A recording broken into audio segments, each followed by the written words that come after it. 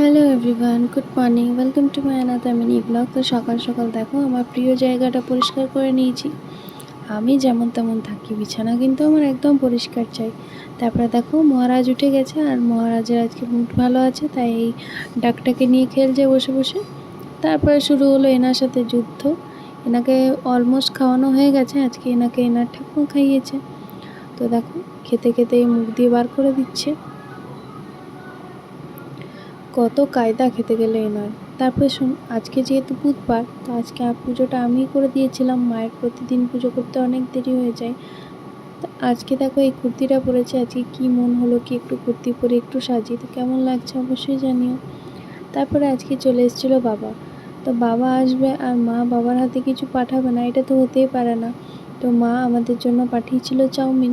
তো দেখো ব্রেকফাস্টে চাউমিন খেয়ে কমপ্লিট করে নিলাম। বাই।